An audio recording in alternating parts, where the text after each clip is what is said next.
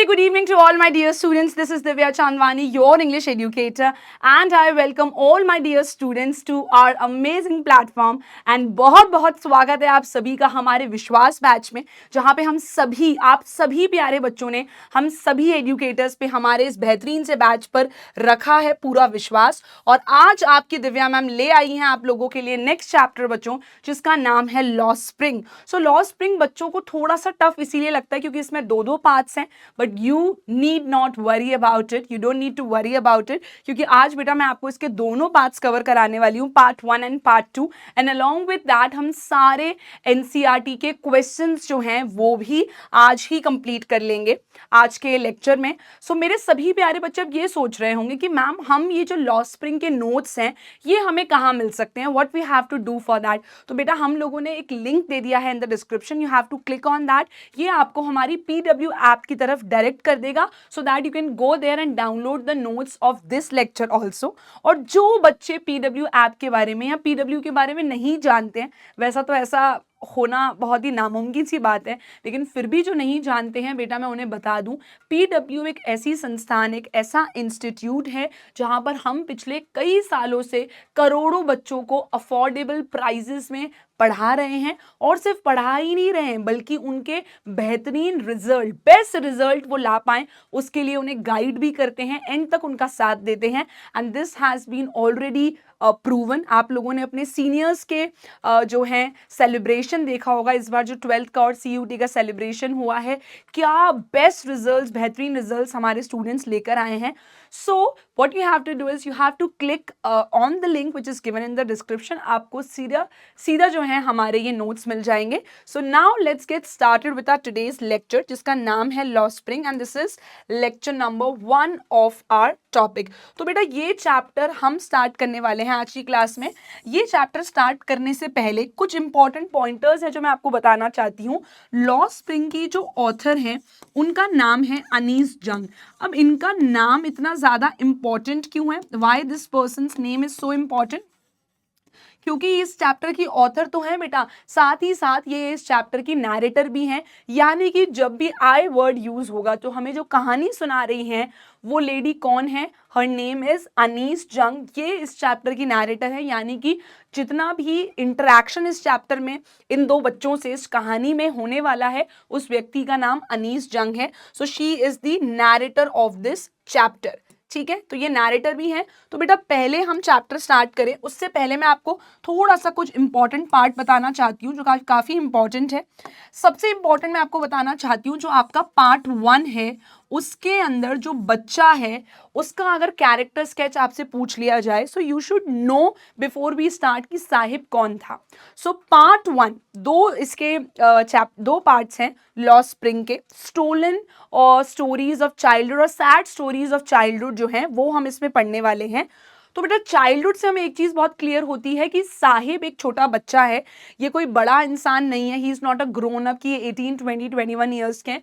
ये एक छोटा बच्चा है जिसका नाम है साहिब ए आलम, जिसका मतलब होता है लॉर्ड ऑफ द यूनिवर्स। ये क्या है बेटा, इस व्यक्ति का, इस बच्चे का पूरा नाम है, इसके नाम का मीनिंग होता है साहिब ए आलम का लॉर्ड ऑफ द यूनिवर्स। अब जब मैं आपको ये कहानी बताऊंगी तो आपको ये इतना आयरॉनिकल लगेगा, इतना सरकाज़म लगेगा इस बात में कि जिस बच्चे का नाम साहिब ए आलम है, लॉर्ड ऑफ द यूनिवर्स इसका नाम का मतलब है, लेकिन बेटा एक्चुअली में ये बच्चा क्या है, ही इज अ बेगर।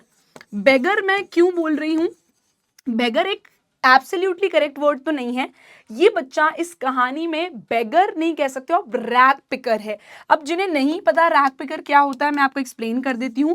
बेटा रैग पिकर का मतलब होता है वो बच्चे या वो व्यक्ति जो कचरा बिनने का काम करते हैं। जैसे जो भी कूड़ादान होता है उसके अंदर प्लास्टिक की बॉटल्स हैं जो सुबह सुबह अर्ली मॉर्निंग आते हैं उसको पिक करते हैं, फिर मे बी उसको आगे सेल कर देते होंगे। कभी उनको कुछ हो सकता है कुछ प्रेशियस या एक्सपेंसिव मिल जाए कूड़ेदान में, गलती से कभी कभी किसी के 10 का नोट या 20 का नोट चला जाता है कचरे में, may be it can be a 500 rupee note also, आज के ज़माने की हम बात करें तो, so they can find something expensive also, लेकिन that happens once in a blue moon, बहुत रेयरली या मुश्किल से ऐसा होता है कि कोई उन्हें एक्सपेंसिव चीज़ भी हाथ लग जाए। तो रैग पिकर्स क्या करते हैं, आपको ये चीज़ क्लियर होगी। तो इस बच्चे का नाम है साहिब ए आलम, जिसके नाम का मतलब है लॉर्ड ऑफ द यूनिवर्स, लेकिन रियलिटी में क्या है बेटा, ये he is a rag picker, जो कचरा बिनने का काम करता है। Where he lives in Seemapuri. ये कहाँ रहते हैं, ये सीमापुरी में रहते हैं। सीमापुरी में बेटा ये और इनके जैसे 10,000 लोग और रहते हैं, जो कि बांग्लादेश में एक ढाका नाम की जो जगह है वहां से मूव करके इंडिया आ चुके हैं। और इंडिया में where do they live in Seemapuri. Seemapuri एक जगह पड़ती है, कहाँ पड़ती है, that is in the outskirts of Delhi. ये कहाँ पड़ती है, this is in the outskirts of Delhi. तो ये जगह कहाँ है बेटा, सीमापुरी इंडिया में है, दिल्ली के आउटस्कर्ट्स पे, यानी कि दिल्ली के बाहर वाले जो इलाका है, बाहर वाले पार्ट की तरफ ये पड़ता है। तो इनके नाम का मतलब है लॉर्ड ऑफ द यूनिवर्स, लेकिन जबकि ये हकीकत में एक रैग पिकर हैं। सीमापुरी नाम की जगह पर ये रहते हैं, उनके साथ 10,000 परिवार, 10,000 लोग और रहते हैं, जो ढाका से सीमापुरी मूव कर चुके हैं। अब आप सोच रहे होंगे अपना देश बांग्लादेश छोड़कर ये लोग इंडिया में क्यों मूव हुए, तो बेटा उसके कारण ये थे, इनके यहाँ पे हालात इतने ख़राब हो चुके थे, इतने जो भी साइक्लोन या जो भी बाढ़ वगैरह आई उसकी वजह से इनकी जो पूरी फील्ड थी, पूरे जो खेत थे, पूरे जो खेत खलियान थे, पूरे जो घर था इनका, वो सब कुछ बर्बाद हो चुका था। नाउ नथिंग वाज लेफ्ट, और इनके पास खाने के लिए, रोजी रोटी के लिए 1 रुपया भी नहीं बचा था। सो जो आपने रेफ्यूजी टर्म सुना होगा ना, जो रेफ्यूजी लोग होते हैं, जो एक देश से दूसरे देश में जाते हैं, शरण मांगते हैं कि वो देश उन्हें वहाँ रख ले, तो एग्जैक्टली इन 10,000 लोगों की यही कहानी है बेटा। ये लोग बांग्लादेश के ढाका शहर से, ढाका जगह से ये दिल्ली आ चुके थे, ताकि इंडिया उनको पनाह दे दे और अपने यहाँ पे रहने दे। So for last so many years they are living near Delhi, और सीमापुरी नाम के इलाके में साहिब और उसके पूरा परिवार और उसके दोस्तों का परिवार भी वहीं रहता है। और जहाँ तक है हाई चांसेस हैं साहिब तो वहाँ पैदा भी नहीं हुआ होगा, कई सारे बच्चे तो बेटा यहाँ पर दिल्ली में आकर ही पैदा हुए थे इंडिया में। So now let's get started with our chapter. आपको साहिब की कहानी काफी क्लियर है। आई की हम जब भी बात करेंगे that means we are talking about Anees Jung. So sometimes I find a रूपी इन द गार्बेज। अब यहाँ पे आई रेफर्स टू अनीस जंग, जी नहीं, आई रेफर्स टू साहिब। यहाँ पे जब हम आई की बात करते हैं so we are talking about Saheb. तो साहिब क्या बोल रहा है, कभी कभार मुझे गार्बेज में 1 रुपया मिल जाता है, और मेरे लिए तो it's a very big thing. हम बहुत सालों पहले की बात कर रहे हैं, तब तो आप इमेजिन कर सकते हैं 1 रुपये की वैल्यू भी काफी ज्यादा हुआ करती थी। अब एक बार क्या हुआ बेटा, ऑथर यानी कि अनीस जंग जो है, हर सुबह नोटिस करती थी कि ये बच्चा अपनी टोली के साथ, अपने दोस्तों के साथ हमेशा गार्बेज कलेक्ट करने आता है। सो ऑथर जो है she comes across Sahib every morning, क्योंकि ये हर सुबह कचरा बिनने के लिए आया करता था। So now as I already explain you, Saheb left his home in Dhaka a long time ago, क्योंकि वहाँ पे जो सिचुएशन रही थी वो बिल्कुल भी अब सर्वाइवल के लिए फिट नहीं थी। And now he was trying to sponge gold in the heaps of garbage in the neighbourhood. इसका मतलब ये है बेटा, मैं आपको एक्सप्लेन करती हूँ। फॉर एग्जाम्पल अनीस जंग जो है, जो ऑथर हैं, ये उनका घर वाली चीज हुई, ये उनका होम है। इनके घर के आसपास क्या था बेटा, गार्बेज के हीप्स होते थे। हीप्स मतलब यानी कि पाइल्स ऑफ गार्बेज, ऐसे कूड़ेदान के ढेर लगे होते हैं ना, इसे हम पाइल ऑफ गार्बेज आप कह सकते हो, या फिर आप क्या कह सकते हो, हीप्स ऑफ गार्बेज थे इनके नेबरहुड में, यानी कि इनके पड़ोस में। तो यहाँ पे साहिब आया करता था because he was a rag picker. तो ये कचरा बिनने का काम करता था किसमें, इस हीप्स ऑफ गार्बेज में। हीप्स ऑफ गार्बेज में यानी कि गार्बेज का जैसे आप मानो पहाड़ जैसा होता था, ठीक है, गार्बेज का पहाड़ जैसा वो होता था, जहाँ पे ये कुछ ना कुछ ढूंढने की कोशिश करता था।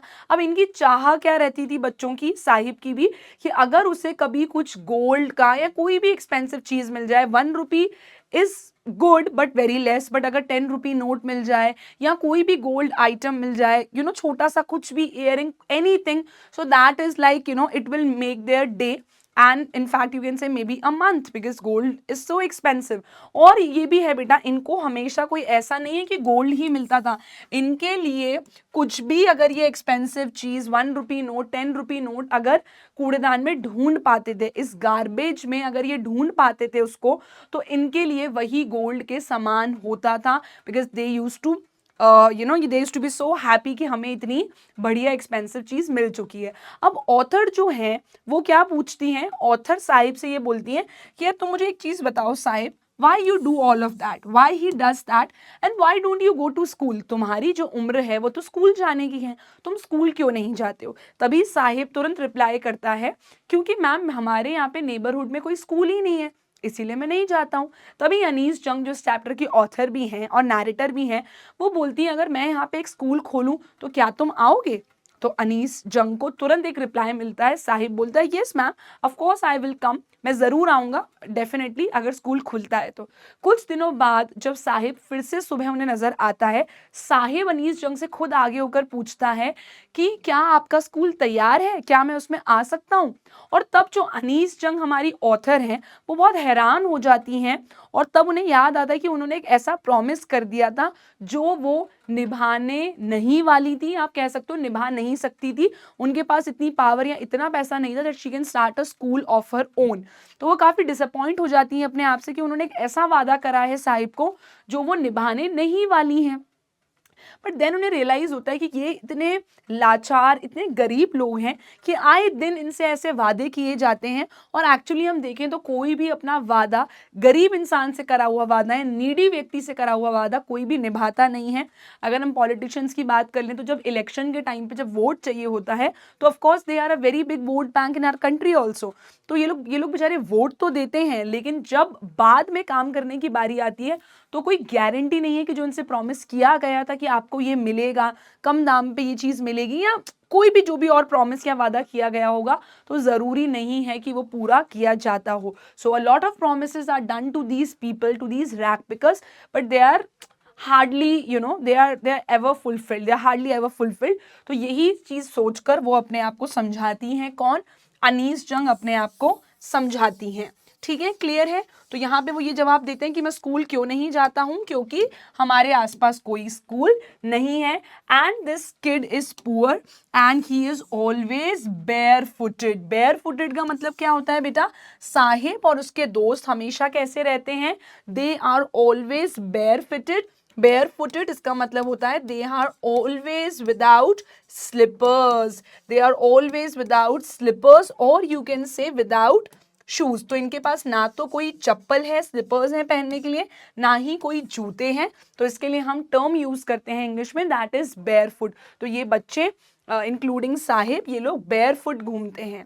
अब जैसा मैंने आपको बेटा बताया था कि ये अकेला नहीं है, साहिब के जैसे 10,000 और शूलेस यानी कि विदाउट शूज 10,000 और लोग हैं जो यहाँ पर सीमापुरी में रहते हैं, which is at the outer as of Delhi. तो सीमापुरी जो एरिया है बेटा कहाँ पड़ता है, आउटस्कर्ट्स पे, दिल्ली के आउटर एज पे, बाहरी इलाके में पड़ता है।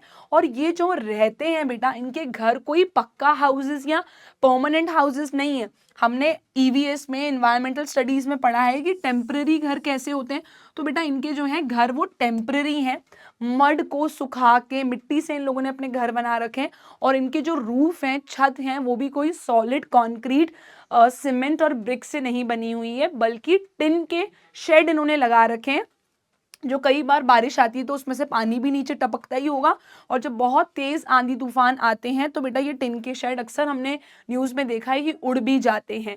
Now you must be wondering कि टॉरपोलिन क्या होता है, इसको तारपीन बोलते हैं हिंदी में। तो तारपीन और टिन के जो शेड होते हैं, आपने देखा होगा सिल्वरिश कलर की ये होती हैं, ठीक है, ये तरह का इससे छज्जा बना के रखते हैं, रूफ बना के रखते हैं ये लोग, कहाँ पे, अपने घरों में।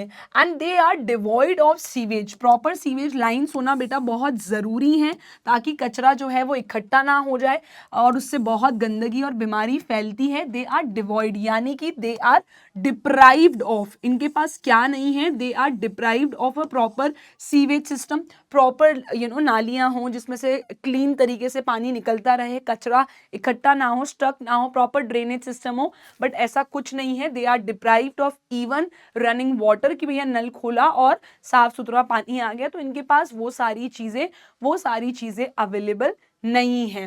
दे are squatters who came from Bangladesh back in 1971।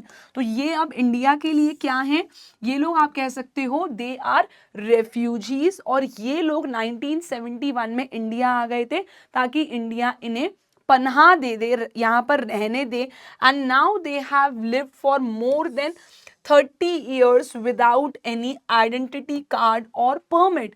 अगर आप ये चीज़ देखें तो इनके पास कोई आधार कार्ड नहीं है, कोई वोटर आईडी नहीं है, ठीक है, but they have the right to vote. क्योंकि पहले आपको पता है कि इतना ज़्यादा स्ट्रिक्टनेस नहीं होती थी कि भैया आधार कार्ड नहीं है तो आप वोट नहीं कर सकते, ऐसा नहीं है। They have the right to vote because they have been living for so long. अब चीज़ें काफ़ी बदलने लग गई हैं, काफ़ी चेकिंग होती है डॉक्यूमेंट्स की, which is good also, which is required also in today's era. और यहाँ पे बेटा एक बहुत इंपॉर्टेंट लाइन आपके एनसीईआरटी में आपको मिलेगी, that they don't have any identity card, that means they don't have their Aadhaar card, they don't have their voter ID card, but still they have their ration cards. Ration card वाली चीज़ क्या है, ration card की इनको requirement क्यों है, इसीलिए है ration card की रिक्वायरमेंट क्योंकि बेटा इनके लिए सबसे इंपॉर्टेंट चीज़ क्या है कि हमारे पास राशन कार्ड होगा तो हमें कम दाम में या लगभग फ्री उसमें हमें क्या मिल जाएगा, ग्रेन्स, यानी कि हमारा राशन, गेहूं, आटा, ये सब मिल जाएगा। Because for these people food is more important. ये लाइन काफ़ी इंपॉर्टेंट है, food is more important for survival than identity. अगर हम जिंदा रहेंगे, अगर हमें खाना मिलेगा, हम जिंदा रहेंगे तभी तो हमारा सर्वाइवल हो पाएगा। हमारे पास आधार कार्ड है लेकिन मैं जिंदा ही नहीं रह पाऊँ because I don't have enough money to buy my food, तो मैं अपने आइडेंटिटी कार्ड का, आधार कार्ड का क्या करूँगी। ऐसा ये लोग जो रैग पिकर्स हैं ये सोचते थे, those who lived in Seemapuri, that instead of an Aadhaar card और अ वोटर आईडी कार्ड, हमारे लिए ज़्यादा इंपॉर्टेंट क्या है, we want to have these ration card जिनसे हमें खाना मिलेगा। And wherever they find food, जैसे अपन इंग्लिश में नोमैड्स कहते हैं, हिंदी में आई थिंक बंजारा भी कह सकते हो आप, कि ये लोग खाने की तलाश में आगे मूव करते रहते हैं।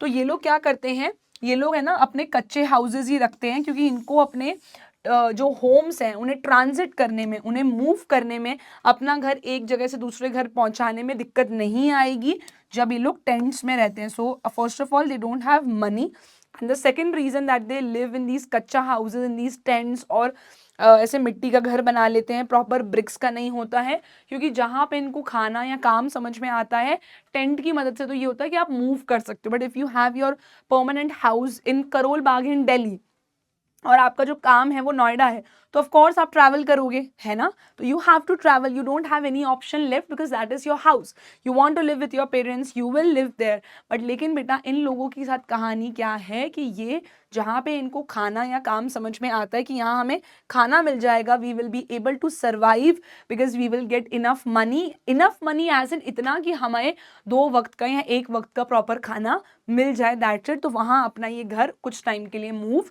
कर लेते हैं। Now children they have grown up in them, यानी कि ये सीमापुरी में या फिर जो वो टेंट्स हैं उन्हीं में बड़े हुए हैं, and they have also become partners in survival.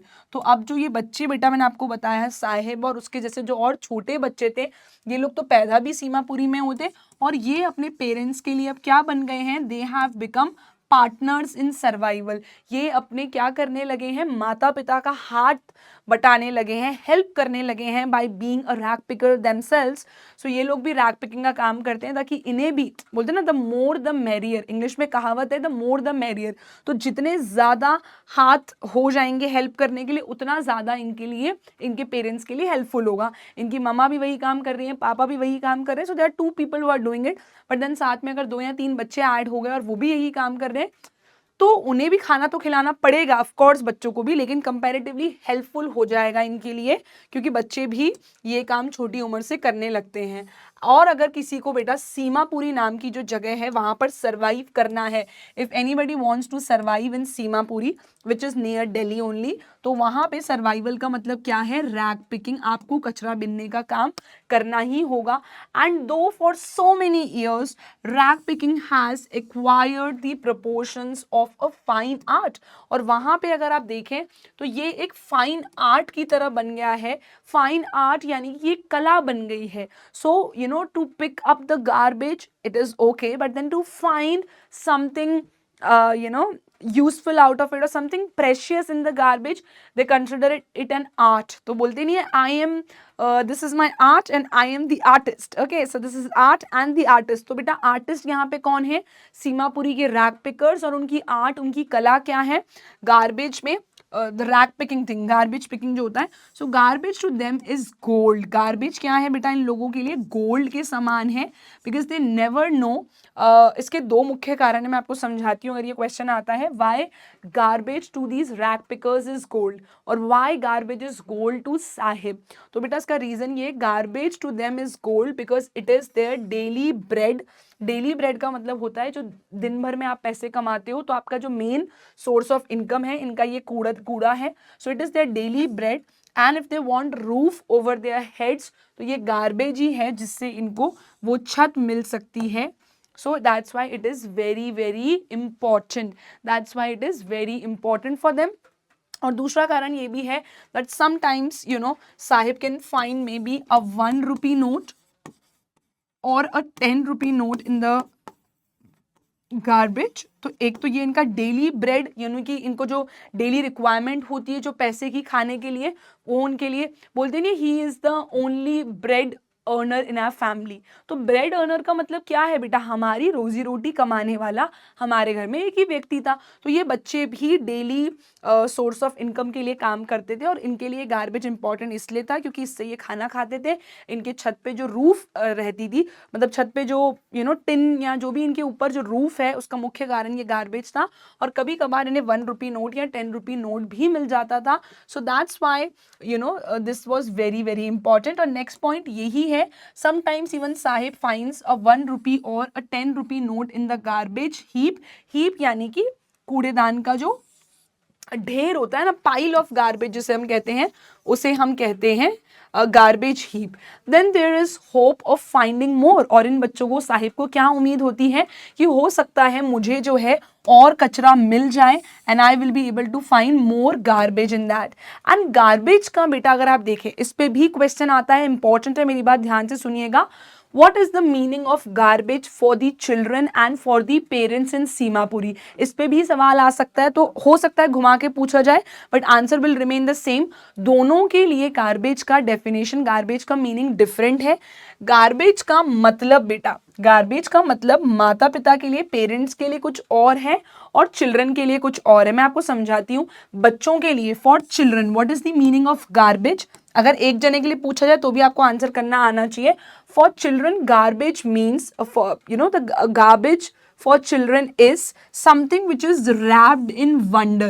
wrapped in wonder का मतलब क्या है बेटा, wrapped मतलब लपेटना, and wonder is surprise. तो इनके लिए कैसा होता है, एक ट्रेजर हंट के गेम जैसा हो गया. ट्रेजर हंट में क्या होता है कि आपको नहीं पता, आपके पास सिर्फ डायरेक्शंस हैं, इंस्ट्रक्शंस हैं, और आपको डिफरेंट डिफरेंट जगह पे जाके उस चीज को ढूंढना होगा, राइट. तो यहाँ पे इनके लिए एग्जैक्टली ट्रेजर हंट तो नहीं है, इनके पास कोई इंस्ट्रक्शंस नहीं है, इन्हें बस एक इंस्ट्रक्शन है कि इस कूड़ेदान में कुछ मिल सकता है, because that is there everyday job और एवरीडे थिंग. तो but why it is wrapped in why it is wrapped in wonder, क्योंकि बेटा इनके लिए ये जब ये कूड़ादान को बिनते हैं, कूड़ा जब ये बिनते हैं, तो they never know what they will find there. So that's why it is always surprising for them. और ये छोटे हैं तो ये उसको ऐसा सरप्राइज की तरह लेते हैं कि it is a surprise for us. We may find something good in the garbage today, maybe a 1 rupee note और अ 10 rupee नोट, और हमारा दिन बन जाएगा. लेकिन बेटा एल्डर्स के लिए कूड़ेदान की डेफिनेशन क्या है? For elders garbage means survival. अगर उन्हें नहीं मिला तो they know that they and their children they won't be able to survive. तो उनके लिए वो काफ़ी इंपॉर्टेंट है because they have a lot of responsibilities. लेकिन बच्चों की जो उम्र 7 साल 8 साल 9 साल है वो बेचारे इतने छोटे मासूम बच्चे होते हैं कि उनके लिए हर चीज़ एक गेम या सरप्राइज एलिमेंट के समान हो जाता है because they are so young to understand what is the even meaning of responsibility, है ना। तो रिस्पॉन्सिबिलिटी का मतलब समझने के लिए भी बच्चे बहुत छोटे हैं, लेकिन फिर भी अनफॉर्चुनेटली सिचुएशन ऐसी है कि ये बहुत कम उम्र में उसका मतलब समझ जाते हैं। सो अगर यहाँ से क्वेश्चन आए तो you should be able to answer this, ये इंपॉर्टेंट है। So that's why I am marking this point, ठीक है, इंपॉर्टेंट है। कभी कभार यहाँ से क्वेश्चन आ जाता है, so you should be aware about the answer, ठीक है। So why garbage has different meaning, why garbage has different meaning for parents and children. तो आपको ये लिखना होगा कि वाई और क्या रीज़न है वो भी आप एक्सप्लेन करोगे। अब एक बार बेटा सुबह क्या होता है, वन विंटर मॉर्निंग, अब सर्दियाँ आ चुकी हैं, अब एक सर्दी की सुबह होती है। ऑथर क्या देखती हैं, ऑथर यानी कि अनीस जंग यहाँ पे क्या नोटिस करती हैं, साहिब को देखती हैं। किसको देखती हैं, साहिब को देखती हैं।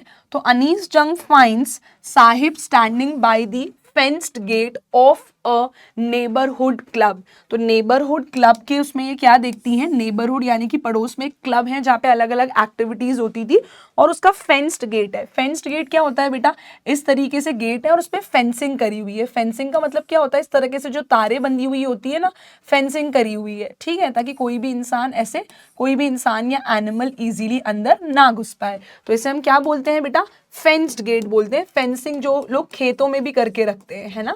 तो यहाँ पे ही मैंने आपके लिए ड्रॉ कर दिया है, this is the fenced gate. तो यहाँ पे वो देखती है कौन खड़ा होता है, Saheb is standing there near the neighbourhood club, जहाँ पे अलग अलग टेनिस और अलग अलग गोल्फ और ये सारे स्पोर्ट्स खेले जाते थे। और वहाँ पे जो साहिब है, what is he doing, Saheb is watching these two young man, दो जवान आदमी हैं, लड़के हैं। What are they doing, they are playing tennis. And as we know that tennis is something which is an expensive game. इसमें लोग proper अच्छे से शूज़ पहनते हैं, you need good sport shoes and they were dressed in white, जो कि tennis का usually dress code होता है। तो साहिल जो है उन्हें भी, साहिब जो है बेटा, उन्हें भी ये गेम बहुत ज़्यादा पसंद है, but he is content to watch it standing behind the fence. Content यानी कि he is satisfied with just watching the game, और ये फेंस के पीछे से देख रहे हैं। He hasn't enter the club because club की फीस अच्छी खासी होगी, and he being a rag picker he was sure कि मतलब ऑफकोर्स मैं अंदर तो नहीं जा सकता हूँ। तो he was satisfied, he was happy, he was fine कि ठीक है यार मैं उनको गेम खेलते हुए देख रहा हूँ। और सो गेम जो है, साहिब को भी टेनिस का गेम बहुत पसंद था, so he was watching all of that behind the fence. Fence के पीछे से वो ये देख रहे थे। And now Saheb is wearing what, Saheb is wearing discarded tennis shoes that look strange over his discoloured shirt and shorts. तो आज तक पूरी इतने टाइम से वो साहिब को कैसे देख रही थी, बेयरफुट यानी कि नंगे पैर। लेकिन आज उस बच्चे ने क्या पहन रखे हैं बेटा, टेनिस शूज पहन रखे हैं, who was always barefoot। अब उनके साथ उनके जो निक्कर या जो भी शॉर्ट्स उन्होंने पहन रखी थी, डिसकलर्ड शर्ट का मतलब क्या होता है, उनके शॉर्ट्स और शर्ट एक तो कुछ भी मैच नहीं कर रही थी, डिसकलर यानी कि रंग भी उड़ा हुआ था, उसमें उनके जो शूज हैं वो बिल्कुल भी मैच नहीं कर रहे थे। But for the first time he was wearing shoes today which is very surprising in itself. And for one who has walked barefoot, जिन्होंने अपनी पूरी जिंदगी, जितनी भी उनकी उम्र है 9 10 12 साल, पूरी जिंदगी 8 साल 10 साल बेयरफुट यानी कि नंगे पैर घूमे हैं, so even shoes with a hole is a dream come true. उस बच्चे के लिए अगर उसे शूज मिल जाएं जो नंगे पैर घुमाए पूरी जिंदगी, तो बेटा अगर उसके शू में एक होल होता भी है तो what is the big deal for him. So even shoes with a hole is a dream come true for him. और अनीस जंग ये देख के हैरान होती हैं, इसलिए वो साहिब से पूछती भी हैं that oh today you are wearing shoes, you are not barefoot today. तब वो बताते हैं कि एक लड़का है और उसने ये शूज़ नए लिए थे, and then there is a hole in one of the shoes. तो बेटा आपको पता है सबको, दो शूज़ के पैर होते हैं, ठीक है। I am just trying to draw the sole of the shoe. ये दो जो अंदर का सोल होता है ना, शू के अंदर वाला जो पार्ट लगा होता है, that is known as sole. तो उसमें कहीं पे एक जो पार्ट है ना शू का, एक जगह पे छोटा सा होल था। तो उस रिच किड ने, जो रिच फैमिली से था, उसने उस शू को यूज करना बंद कर दिया because it had a hole in it, और उसने डिस्कार्ड कर दी यानी कि रख दिए, फेंक दिए। उसने बोला कि मैं नहीं पहनूंगा। So those shoes were given to Saheb, and even though it had a small hole in one of the shoes, but for him it was like a dream come true, क्योंकि वो बच्चा अपनी पूरी जिंदगी जो है 10 या 12 साल की उसकी जो भी उम्र रही होगी, पूरी जिंदगी वो बच्चा बेयरफुट यानी कि नंगे पैर घूमा था। But he knew that tennis is out of his reach, tennis वो नहीं खेल सकता because that is a very very expensive game and he won't be able to do that ever in his life, but he was very happy that finally he had got shoes to wear. And yes, now जब अनीस जंग उनसे ये चीज़ पूछती हैं और एक चीज़ वो और नोटिस करती हैं, जो बेटा ये जो एक सेकंड, जो ये क्लब है ना, इस क्लब के जो गार्ड होते हैं, चौकीदार होते हैं, वो काफ़ी अच्छे होते हैं। तो वो बल्कि कुछ देर के लिए साहिब को अंदर जाने भी देते हैं, not exactly inside the club where all these expensive games were going, लेकिन जो बाहर का पार्क वाला एरिया होता है जहाँ पे स्विंग और ये सब बेसिक झूले लगे होते हैं। तो स्विंग अगर आपको नहीं पता तो आपको याद होगा, आप जब बचपन में एक झूला आता है जिसके ऊपर आप बैठते हैं, पैरों से उसे पीछे लेके जाते हैं और फिर वो ऐसे आगे जाता है, पीछे जाता है। So what we call that in English is swing. तो ये स्विंग्स वगैरह पे उन्होंने झूलने दिया। So guard allowed him for some time and Saheb जो है इतने में ही काफी बेटा खुश हो जाते हैं। अब अगली सुबह होती है, one day one morning what happened was, Sahib जो है वो कहाँ दिखता है अनीस जंग को, ऑथर को दिखता है that Sahib is going to, he is on his way to the milk booth, यानी कि ये रास्ते में है और मिल्क बूथ पे जा रहा है। और उनके हाथ में क्या है, in his hand he has a steel canister. Steel canister का मतलब क्या होता है, स्टील का जो बड़ी सी डोलची होती है ना, जिसके अंदर दूध वाले भैया दूध लेकर आते हैं बेटा, उसे हम इंग्लिश में कैनिस्टर बोलते हैं। मैं आपको हिंदी में भी एक्सप्लेन कर देती हूँ। स्टील यानी कि स्टील मटेरियल होता है, कैनिस्टर यानी कि जो बड़ी वाली डोलची होती है ना, जो यूजुअली बाइक पे भी वो उनके साइड में हैंग करके रखते हैं और उससे वो आते हैं, भैया हॉर्न बजाते हैं, दूध ले लो दूध ले लो, तो भैया वो डोलची से बड़ी वाली जो होती है उससे निकाल के देते हैं। सो कैनिस्टर आप क्या बोल सकते हो, कैनिस्टर का मतलब एक तरह से हो गया स्टील का कंटेनर जिसके अंदर दूध जो है रखा जाता है, भरा जाता है, ताकि वो खराब भी ना हो। क्यों बेटा वो स्टील का ये कैनिस्टर दूध का बड़ी सी डोलची लेके घूम रहा था, because now Sahib has started working in a tea stall. अब वो रैक पिकिंग का काम नहीं करता क्योंकि उससे उतना इनफ पैसे नहीं बन पा रहे थे।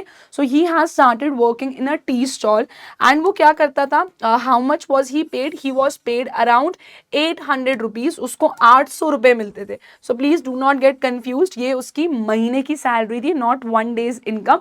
So he was paid 100 rupees, और उसकी जो 2 वक्त का खाना होता है, मील्स, जिसके लिए भी पहले उन्हें भुखमरी की ज़िंदगी जीनी पड़ती थी, now he was given 800 rupees and उसको साथ में उसकी मील्स भी मिलती थी।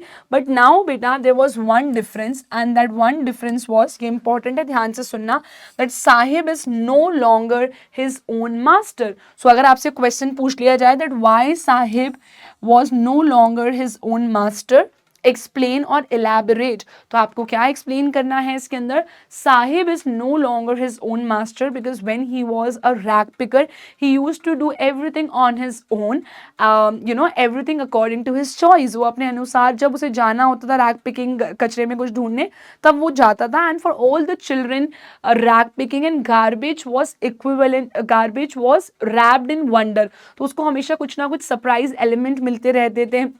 He used to have so much fun with his barefoot gang. उसकी एक छोटी सी गैंग थी जिसमें और भी लड़के थे जो नंगे पैर घूमते थे। So they used to have their own fun. वो अपना खुद का मास्टर था, अपने अकॉर्डिंग अपनी चीज़ें करता था। But now that carefree look जो है वो उसके फेस से जा चुका है, because now he has again responsibilities. बेटा जैसे जैसे हम लोग बड़े होते हैं ना, when you are in 11th grade, 12th grade and even till college, things are quite better. But once even you will complete your graduation, you will also be expected to be responsible, to work for your family, to work for yourself, to if you want to have a good life, everybody would expect you to be responsible. तो इंसान का जो वो innocence है, जो carefree चेहरा है ना, जब आपको कोई टेंशन नहीं होती किसी चीज़ की, यार मेरे माता पिता हैं सब संभाल लेंगे, until the time when they are there, वो सब संभाल लेते ही हैं, that is true. But वो भी जब हम बड़े होते हैं वो हमसे expect क्यों करते हैं? First, even they are getting old, ठीक है, and second is they always say this to me also that we can not be there throughout your life, ultimately you have to grow up and you have to become a mature and a responsible person, कि आप अपनी ज़िंदगी को आगे अच्छे से ले जा पाएँ। तो माता पिता जब तक हैं तब तक तो वो हमेशा हमारा साथ देते हैं, till the last breath they will do that for us and we will also do it for them. but unfortunately nothing is permanent and everyone has to leave one day. तो इनफैक्ट अगर हम अपनी बात करें तो हमारा भी जो केयर फ्री लुक है, जो इनोसेंस है, वो लाइफ टाइम नहीं रहता है. तो Sahib is no longer his own master. I hope कि अब आप अच्छे से एक्सप्लेन कर पाएंगे. तो why Sahib is no longer his own master? Because earlier he used to move with his barefoot gang, barefoot boys, so they all were his friends and they used to do things on their own according to their choice, and garbage was wrapped in wonder for them. It was equivalent to that. So they used to have a lot of fun and he was not at all happy working at the tea stall. उसके चेहरे पे दिखता था कि वो बिल्कुल भी वहाँ पे काम करने के लिए बिल्कुल भी खुश नहीं था, because now he has become a very very responsible person. तो इस वजह से वो जो है बेटा बिल्कुल भी खुश नहीं था. सो यहाँ पे बेटा हमने साहिब और अनीस जंग वाली जो स्टोरी है वो कंप्लीट कर ली है. So that means our part 1 has been completed and now we will start with our part 2. As I have told you, इस चैप्टर में 2 स्टोरीज हैं. अब यहाँ पे बेटा जो ये कहानी है ये मुकेश की स्टोरी है. मुकेश क्या करता है, कैसा उसका जीवन है, कौन कौन उसकी फैमिली में, पहले मैं आपको वो एक्सप्लेन करूंगी and then we will move towards the second part of this chapter. So yes my dear students, यहाँ पर हमने कंप्लीट करी है साहिब की story. As I have already told you, तो लॉ स्प्रिंग में 2 कहानियां हैं. सो साहिब ए आलम की स्टोरी हम ऑलरेडी कंप्लीट कर चुके हैं. Now let's move to our next part of the story, जिसके सबसे मोस्ट इंपॉर्टेंट कैरेक्टर है Mukesh and again the narrator is same, that is Anees Jung. Now who is Mukesh and why he is the most important character of this second story? So बेटा Mukesh is again a young boy और ये एक ऐसा young लड़का है जो अपना मास्टर खुद बनना चाहता है. So he is a young boy and he wants to be his own master. So what he wants to do is, जब ये बड़ा हो जाएगा, he wants to be a motor mechanic and he wants to be his own master. ये कौन सी family से belong करता है? Mukesh belongs to a bangle making family. इनका बेटा जो पूरा परिवार है ये पिछले कई सालों से, कई सदियों से they are making bangles. So he belongs to a bangle making family. और ये कहाँ रहते हैं, किस तरह का ये लड़का है? जो ये बेड़ियों में बेटा इन्हें बांध के रखा हुआ है. इतने सालों से इनका परिवार जो चूड़ियाँ बनाने के काम में, पेशे में व्यस्त था, इतने सालों से ये कर रहा था. तो मुकेश नाम का जो एक यंग बच्चा जो अपना खुद का मास्टर बनना चाहता है, will he be able to break those shackles? ये वो बेड़ियाँ तोड़ के क्या सच में अपना मालिक खुद से बन पाएगा एक दिन? तो चलिए जानते हैं इस कहानी में. So let's get started with the chapter. So as I have already told you, ये मुकेश की कहानी है. मुकेश और उसका परिवार जो है बेटा फिरोजाबाद में रहता है. यहाँ पे ज्यादातर इनके कास्ट के, इनके कम्युनिटी के लोग, मुकेश की फैमिली के सभी लोग बैंगल मेकिंग के प्रोसेस में बहुत सालों से इन्वॉल्व हैं. लेकिन बेटा मुकेश का क्या मानना था और वो क्या कहता है अनीस जंग से? I want to drive a car, I want to drive a car one day. ठीक है, तो ये क्या बोलते हैं कि मैं अपनी एक कार चलाना चाहता हूँ. The author comes across Mukesh in Firozabad. His family is engaged in bangle making but Mukesh insists on being his own master. तो इनकी जो पूरी फैमिली है, पूरा जो परिवार है, ये बैंगल मेकिंग के प्रोसेस में बहुत सालों से इन्वॉल्व है. लेकिन मुकेश ये काम ना करके अपना खुद का मालिक बनना चाहता है. He doesn't want to be dependent on somebody. He doesn't want to work under somebody. He wants to be his own master. जैसा आपने देखा उस चैप्टर में फर्स्ट पार्ट में साहिब अपना मालिक खुद था initially, but later when he was working under somebody, जब वो टी स्टॉल में काम कर रहा था तो उसके चेहरे से वो इनोसेंस जाके अब एक मेच्योर और रिस्पॉन्सिबिलिटी वाला जो लुक है वो उनके फेस पर आ चुका था. और तभी बेटा वो क्या बोलता है? आई will be a motor mechanic. He announces, वो बड़े फर्म तरीके से ये चीज़ कह रहा है कि मैं एक दिन बड़ा होकर मोटर मैकेनिक बनूंगा. I will learn to drive a car, he says. जब मैं बड़ा हो जाऊंगा I will be a motor mechanic and मैं बड़े होके इनफैक्ट जो कार है वो भी चलाना सीखूंगा. हमें ऐसा लग रहा हो कि यार कार चलाना सीखना इतनी क्या बड़ी बात है, what is the big deal in that? कोई बड़ी बात नहीं है, राइट? बट बेटा मुकेश जिस परिवार से आता है उस बच्चे के लिए इतनी बड़ी ड्रीम करना that one day I will be a motor mechanic, one day I will learn how to drive a car, उसके लिए it is impossible to even afford a car. तो कैसे वो कार चलाना सीखेगा जब उसके पास होगी ही नहीं? So all these things that he was saying at that point of time was actually, it seemed impossible for a child who was born in such a family, जहाँ पे वो इतने सालों से सिर्फ बैंगल मेकिंग का काम कर रहे थे और इनफैक्ट बेटा इनके घर के कई सदस्यों की यंग एज में ही आंखों की रोशनी चली जाती है, क्योंकि जिन गंदी खराब कमरों में फर्नेसेस के आगे, भट्टियों के आगे ये चूड़ियाँ बनाते हैं, बैंगल्स बनाते हैं, इनकी आंखों की रोशनी बहुत ही ज़्यादा यंग एज में चली जाती है. So now let's get started with the chapter. Firozabad is a place which is really famous for its bangles. अलग अलग कलर्स की चूड़ियों के लिए ये शहर बहुत फेमस है. And every other family in Firozabad, हर कोई किस में इंगेज, किस में व्यस्त होता है, बैंगल्स बनाने में. ये सभी परिवार बैंगल्स बनाते हैं. एंड फैमिलीज जो है इनकी कई जनरेशन्स, कई पीढ़ियां, इतने सारी पीढ़ियों ने सिर्फ और सिर्फ यही काम करते करते फर्नेसेस यानी भट्टियों के आगे बैठकर अपना पूरा जीवन जो है बिताया है. And they have been welding glasses for so long. Welding मतलब क्या होता है बेटा, जैसे चूड़ी है, उसके अगर दो टुकड़े हैं तो उसके ग्लास को जोड़ने का काम करना भी इनका ही परिवार करता था. So if this is a bangle, ये डायरेक्टली बेटा इस शेप में नहीं होती है. पहले कांच कैसे होता है, ऐसे ऐसे टुकड़ों में ब्रोकन है, तो यहाँ पे इसको वेल्डिंग करी जाती है. इस तरीके से वेल्ड करके यहाँ पे इन जॉइंट्स को जोड़ा जाता है. फिर इन बैंगल्स को स्मूथ बनाया जाता है, इनको घिसा जाता है, इनकी पॉलिशिंग करी जाती है, ताकि ये किसी भी विमेन को, किसी महिला को कट ना लग जाए, चुभ ना जाए bangle. So the edges they need to be very soft also. So these bangles then they are ready for the women and none of them, Firozabad के किसी बच्चे, किसी परिवार को ये नहीं पता था कि जो काम इनके परिवार वाले इतने सदियों से, इतने सालों से कर रहे हैं, दैट इज इलीगल. इतनी छोटी उम्र में एक तो आप बच्चों को काम नहीं करा सकते. They were not aware about child labour.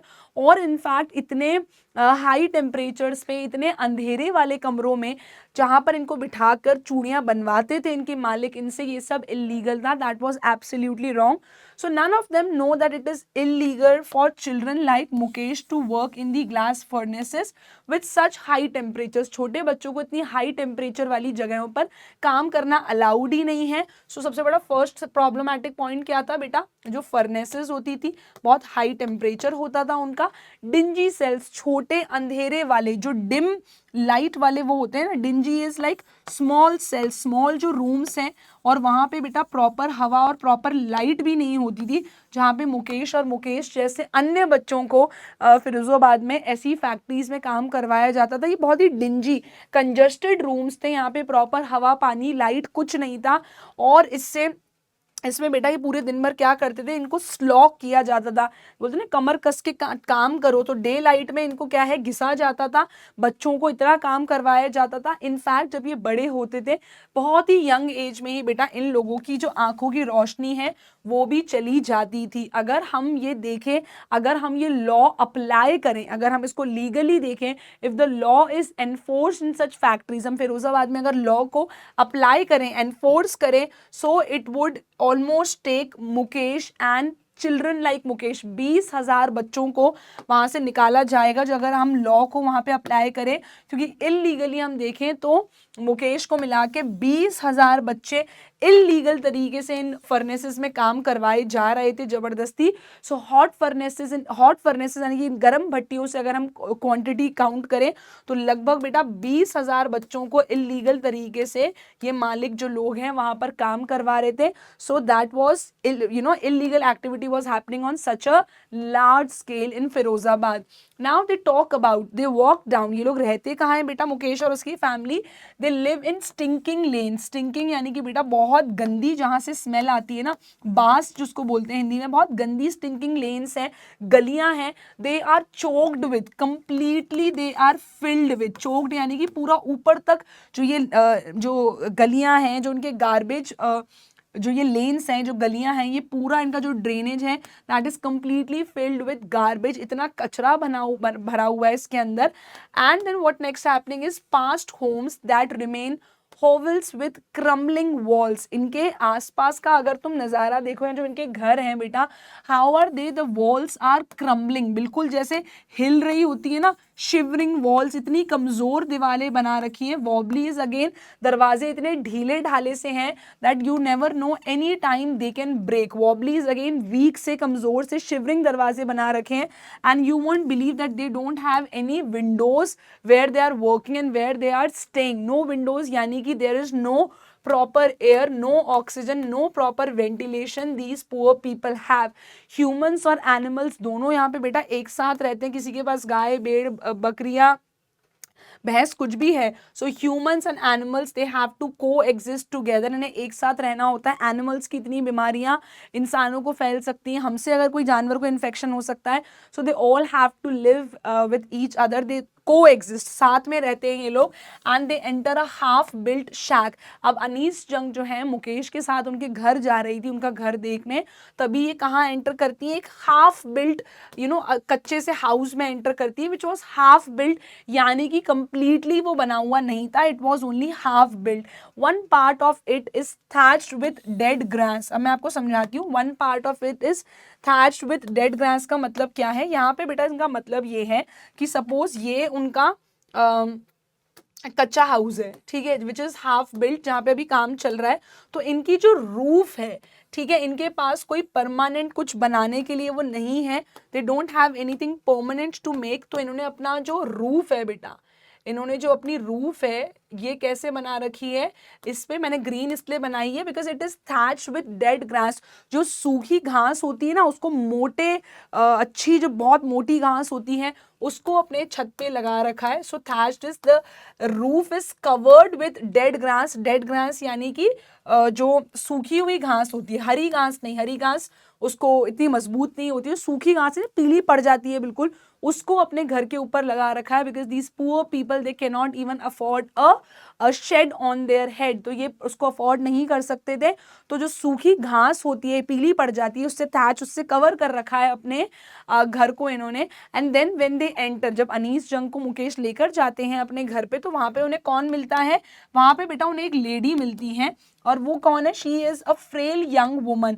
Frail यानी कि बड़ी कमजोर सी, वीक सी, पतली सी, उनको एक यंग सी लड़की, एक यंग सी औरत नजर है। शी इज वेरी यंग, यानी कि उसकी ज्यादा कुछ एज नहीं होगी उस टाइम पे, और वो क्या कर रही है, शाम की मील बना रही है, शाम को जो रात में हम खाना खाते हैं तो डिनर प्रिपेयर कर रही है फायरवुड स्टोव पे, ठीक है। गांव में आप लोगों को पता है इस तरह के स्टोव ही लगे होते हैं, प्रॉपर ऐसे गैस और चिमनी जैसे सिटीज में होती है वैसी उतनी लेवल की फैसिलिटी नहीं है, तो उस पे ये फायरवुड स्टोव पे ये बना रही हैं। और ये कौन है बेटा, जो वो यंग सी पतली सी फ्रेल सी लेडी थी, she was wife of Mukesh Elder brother, यानी कि बेटा मुकेश हुए, मुकेश के जो बड़े भैया हुए, तो मुकेश के बड़े भाई की ब्रदर की कौन थी ये लेडी, जो वाइफ है, जो लड़की है वो उनकी वाइफ थी, यानी कि ये मुकेश की क्या हुई, अगर हम हिंदी में बोले भाभी जी हुई।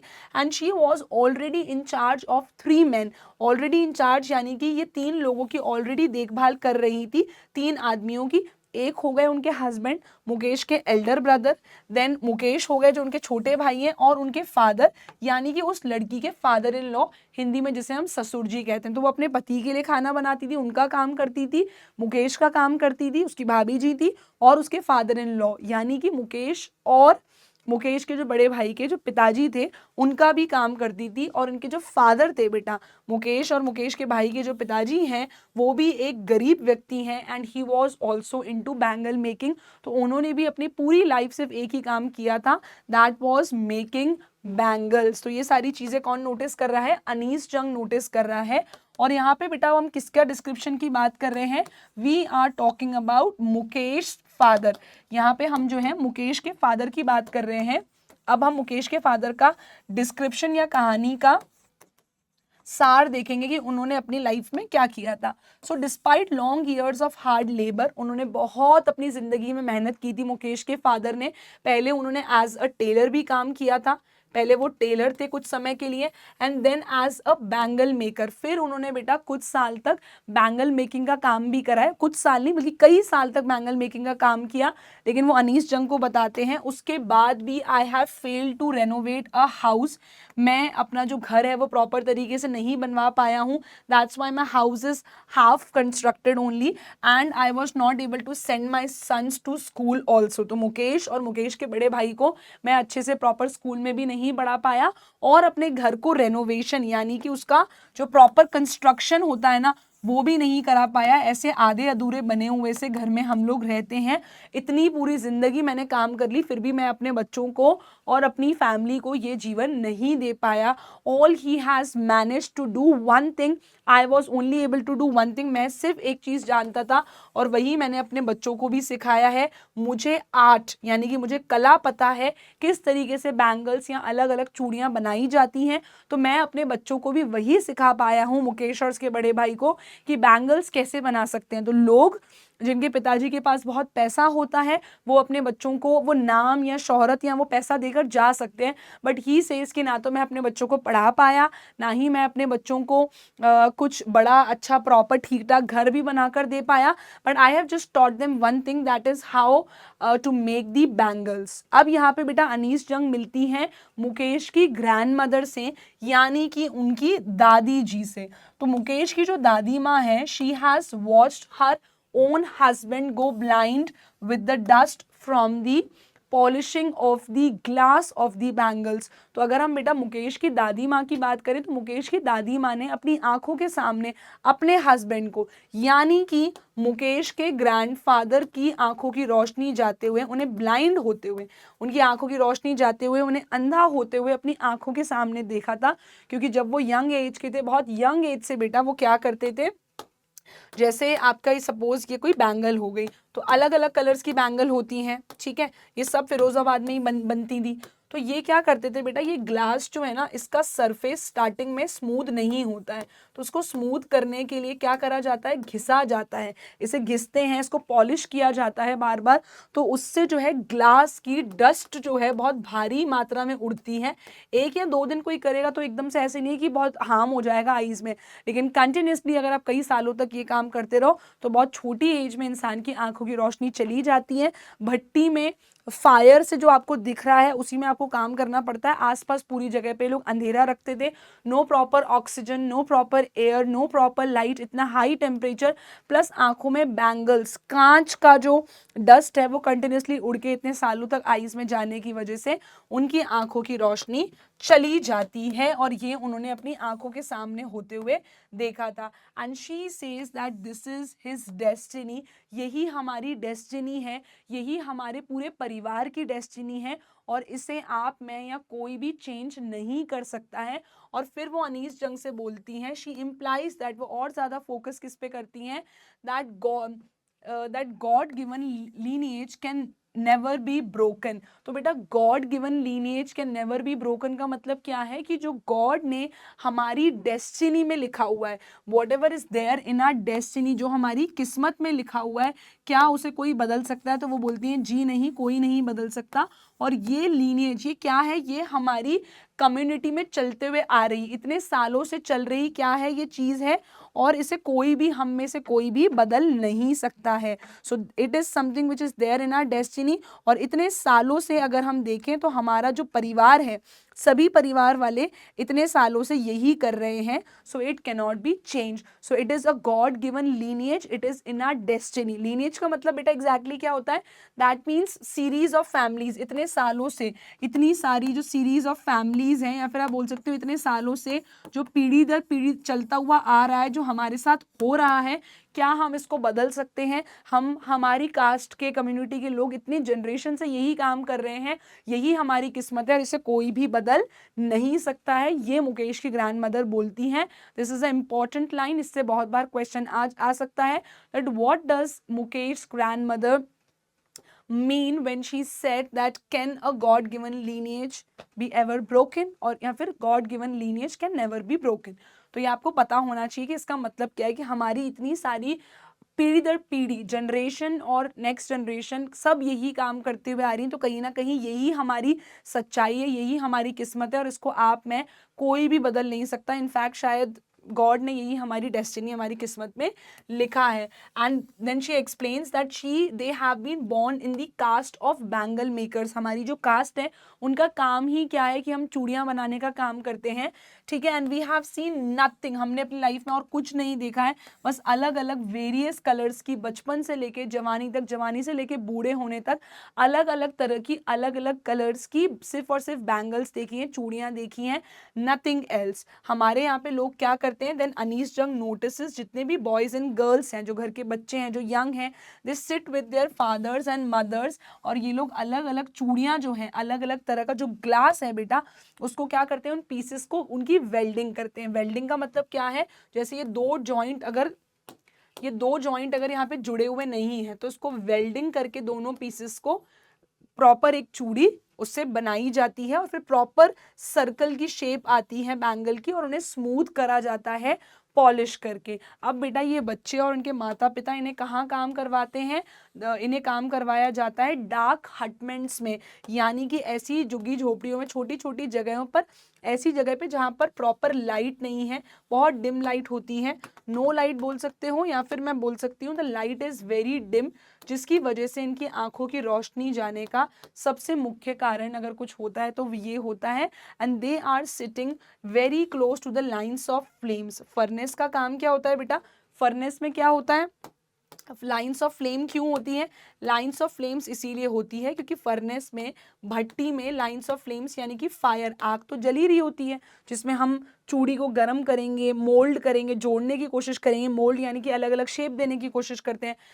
कांच डायरेक्टली सर्कुलर शेप में थोड़ी आता है, उसे मोल्ड करना पड़ता है, वो शेप देना पड़ता है। और बेटा वहाँ पे प्रॉपर कोई लाइट नहीं है, फ्लिकरिंग ऑयल लैम्प्स चलते हैं, जैसे लालटेन होती है ना, वैसे ही ऑयल लैम्प्स हो गए जिनको तेल डाल के जलाया जाता है। फ्लिकरिंग यानी कि उनकी भी जो अंदर की लौ है वो भी फ्लिकर करती रहती है, हिलती रहती है। अगर आप इन बच्चों की या इन गरीब लोगों की बात करें तो now their eyes are more adjusted to the dark than to the light outside. अगर आप उनको प्रॉपर रोशनी में अब काम करने को बोलेंगे तो शायद ये बेचारे लोग अब प्रॉपर आउटसाइड, बाहर अच्छी लाइट में काम ही ना कर पाए, क्योंकि ये इतने ज़्यादा हैबिचुअल हो गए हैं इतने सालों से, इनकी आंखों को अब आदत हो चुकी है इतने डार्क, इतने अंधेरे में काम करने की। इतने डार्क, इतने अंधेरे में कोई भी बेटा नॉर्मल व्यक्ति काम नहीं कर सकता, but unfortunately because they have been doing it for so many years, तो इन बेचारों को अब उस चीज़ की आदत पड़ चुकी है। They often end up losing their eyesight when they become adults. Adults आप बनते हो जब आपकी एज 18 होती है, 18 लगभग 20-21 साल की एज में ही इन लोगों की आंखों की रोशनी चली जाती है। 7-8-9 साल की उम्र से ये बच्चे ये काम फैक्ट्रीज में, छोटी मोटी अंधेरे वाली जगहों पर कर रहे होते। इतने साल, 10-15 साल कंटिन्यूसली ये काम करने की वजह से जब ये बड़े होते हैं इनकी आंखों की रोशनी चली जाती है, they lose their eyesight. Next is बेटा, उसके बाद अनीस जंग मिलती है एक छोटी बच्ची से, और इस छोटी बच्ची का नाम क्या है, छोटी बच्ची का नाम है सविता। इसने she is wearing in a drab pink dress, इस बच्ची ने एक पिंक कलर की ड्रेस पहनी हुई है, she is wearing a pink dress, और ये कहाँ बैठी है, एक एल्डरली वुमन के पास में बैठी है। Sits alongside an elderly woman, एक एल्डरली महिला थी, बड़ी उम्र की महिला थी, उनके पास में एक छोटी बच्ची बैठी है जिसका नाम सविता है। And she is also soldering pieces of glass. तो सोल्डरिंग पीसेज ऑफ ग्लास का मतलब क्या है, लेट मी एक्सप्लेन यू, ये सर्क्यूलर नहीं बन पाएगा। फॉर एग्जाम्पल ये एक टुकड़ा है ग्लास का और ये एक टुकड़ा है, तो सोल्डरिंग बेटा वही अगेन इनको जोड़ने का जो काम होता है ना, ठीक है, सोल्डरिंग करके इन्हें जोड़ने का काम कर रही है वो छोटी बच्ची भी, जो इतनी छोटी है। और उसके जो हाथ हैं, वो कैसे चल रहे हैं, her hands they move mechanically like the tongs of a machine. Tongs of a machine का मतलब क्या होता है, टोंग्स होता है बेटा जैसे कि ये आपका चिमटे का शेप होता है ना, मम्मा पकड़ती हैं, कभी कभी पढ़ा भी होगा बचपन में। तो टोंग्स क्या होते हैं, टोंग्स इज चिमटा। तो जो मशीन का टोंग, मशीन का जो टूल है ना, ऐसे शेप का, जिस स्पीड में वो काम करेगा उस स्पीड में उस बच्ची के हाथ काम कर रहे हैं, which is very rare to see, क्योंकि एक छोटे बच्चे के हाथ इतनी तेजी से कैसे चलेंगे, उसे तो आदत ही नहीं होगी इन सब कामों की। But that is not true, वो बचपन से ये काम कर रही है, तो she was very very fast with soldering pieces, glasses को जोड़ने का जो काम है उसमें भी वो बहुत ज़्यादा फास्ट थी। और तभी वो क्या बोलती हैं, तभी अनीस जंग बोलती हैं, perhaps she does not know the sanctity of the bangles she helps make. The old woman beside her has not even enjoyed one full meal in her entire life. यहाँ पे बेटा अनीस जंग क्या बोलती हैं, ध्यान से सुनिएगा. अनीस जंग यहाँ पर बोल रही हैं, अनीस जंग सेज अबाउट हूम, शी यानी कि सविता. सविता के लिए क्या बोल रही हैं अनीस जंग कि अभी तक अगर हम देखें तो सविता को she doesn't even know the sanctity of the bangles. That means she doesn't even know the importance of the bangles. कि जब एक लड़की हिंदुस्तान में, इंडिया में जब किसी लड़की की शादी होती है हमारे देश में, तो उसके लिए उसकी बैंगल्स की क्या इम्पोर्टेंस है, क्या महत्व है, अभी इस बच्ची को पता भी नहीं होगा. Because she is not even in the right age to understand that एक मैरिड महिला के लिए बैंगल्स की इंपॉर्टेंस बहुत ज़्यादा होती है. बिकॉज कहीं ना कहीं ये उनके सुहाग का, उनके मैरिड होने का सिंबल माना जाता है. So when the husband is no more, usually women they stop wearing bangles after that. कुछ कंपल्सरी नहीं कि ऐसा करना होगा, but a lot of times they do. तो एक लेडी के लिए, एक वुमन के लिए what is the importance of bangles in our country, उस चीज़ का अंदाज़ा सविता को था ही नहीं, क्योंकि उसकी एज ही नहीं थी वो अभी ये समझने की. और अनीस जंग ये सोच रही है one day when she will get married, जब ये बड़ी हो जाएंगी, जब इनकी शादी होगी, जब इनके ऊपर और इतनी सारी रिस्पॉन्सिबिलिटीज आ जाएंगी, and one day she is making bangles, and when she will be married she will be making, one day she is making these bangles, the other day when she will be married she will be wearing those bangles, because now she will be a bride. तो हमारे यहाँ पे bride के लिए अलग लाल चूड़ा होता है जो वो पहनते हैं. तो हर कलर का बैंगल का अलग अलग इंपॉर्टेंस होता है बेटा इंडिया में for women. But this woman will, this little girl will not be able to understand the meaning और the importance of bangles as of now, जो महिलाओं के लिए होता है, क्योंकि इसकी उम्र ही इतनी छोटी है कि बच्ची अभी उस चीज़ को समझ पाने की उसमें क्षमता ही नहीं है. अब उनके पास में जो एल्डरली वुमन बैठी है, जो पास में जो औरत बैठी है, वो अनीस जंग को बताती है दैट डू यू नो, मैंने अपने पूरे जीवन में आज तक एक मील भी पेट भर के खाना नहीं खाया है. और बेटा एल्डरली वुमन है तो कम से कम भी उनकी उम्र 70 से 80 साल तो रही होगी. 70 और 80 ईयर्स ओल्ड महिला ये बोल रही है कि मैंने आज तक एक बार भी पेट भर के खाना नहीं खाया है. Her husband is an old man. वो जो महिला है, उनके जो हस्बैंड है, he is an old man with flowing beard. Flowing यानी कि लंबी ऐसे लहराती हुई सी उनकी दाढ़ी है, which is again completely white, and he knows nothing except bangles. उनके जो वुमन के हस्बैंड हैं, एल्डरली वुमन के हस्बैंड, उन्हें भी बैंगल्स बनाने के अलावा कुछ नहीं पता. And he has made a house for the family. Elderly woman के जो हस्बैंड हैं, उन्होंने अपने बच्चों के लिए, अपने परिवार के लिए एक घर बना दिया था जहाँ पे वो रह सकते थे. उनके छत के ऊपर एक रूफ थी. दैट मीन्स, बोलते नहीं है कि अरे यार हमारे तो भाग खुल के धन्य हैं कि अगर छत के सर के ऊपर अगर छत है तो कम से कम आपके पास घर है, which is a very big thing even now days. तो ये जो एल्डरली वुमन है, इनके हस्बैंड ने इन लोगों के रहने के लिए एक जो घर है वो बना दिया था. ठीक है, let's move ahead now. Little has moved with time in Firozabad. बहुत कम चीज़ें ही समय के साथ वहाँ पे बदली हैं, ज़्यादा कुछ चेंजेस नहीं आया था. आज भी फैमिलीज़ के पास इनफ खाना नहीं था खाने के लिए, and they even do not have money to do anything except bangle making. अगर उन लोगों के पास आज भी पैसा आ गया होता तो ये लोग जो बैंगल मेकिंग वाला काम इतने सालों से कर रहे थे, you know, they can do something else. So do not have the money to do anything except carry on that business और doing that bangle making thing. इतनी जनरेशन से ही करती हुई आ रही थी और अभी भी बेटा यही काम चलता हुआ आ रहा था. The young man echoed the lament of their elders. They have fallen into the vicious circle of middlemen who trapped their fathers and forefathers. अब मैं आपको यह समझाती हूँ हो क्या रहा है यहाँ पे. तो बेटा फिरोजाबाद में ऐसा बताया गया है इस चैप्टर में कि यहाँ के क्या हैं, there are two different worlds. There are two different worlds in this city. ओहो, just a second. So there are two different worlds. एक जो है शाहूकारों का, जो लैंडलॉर्ड्स हैं, पुलिसमैन हैं, लॉयर्स हैं, जो जिनके पास बहुत पैसा है, ठीक है, उनकी दुनिया है. ठीक है, उन लोगों की दुनिया है. And one is the world of these poor bangle makers.